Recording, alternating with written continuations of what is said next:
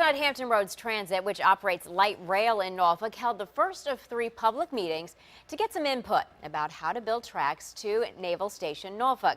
10 on your side's MacNamara was there as people made their suggestions about where they want to see the tracks go and where the stops should be. She joins us live in Norfolk now with that story. Ann?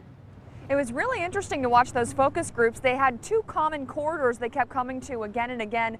One of those begins at Military Highway, then goes up to Norfolk International Airport, makes a stop in Ward's Corner, and then finally up to Naval Station Norfolk. On the other side, the corridor we kept seeing again and again went from Naval Station Norfolk to ODU, then to Ghent in the EVMS area where I'm standing right now. All of this is part of a public input process that started tonight.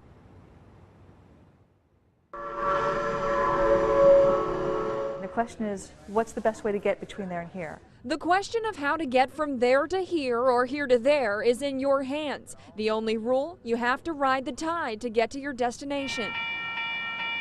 I use the Tide to get to and from like hockey games, and I'm an ODU alumni, so it'd be nice to get on the Tide and go to a basketball game. Hampton Roads Transit held a public meeting to hear opinions like that one. But this is no ordinary meeting. Here you get to show HRT where you want the light rail to go by taking one of these tracks and putting them on the map. People loved it. It's very engaging. There's something about being able to take pins and put them on a map and feel like your opinion really matters. I put them at the Navy base, I put them at ODU, I put it at the airport. Naval Station Norfolk and the airport. That's my major concern. What do you think about up here? And after all those pins are put in all those maps, Hampton Roads Transit collects the data and geocaches it. It's part of a 15-month-long expansion study. We put it into the GIS system, so we know over the course of meetings, it gets layered and layered and layered,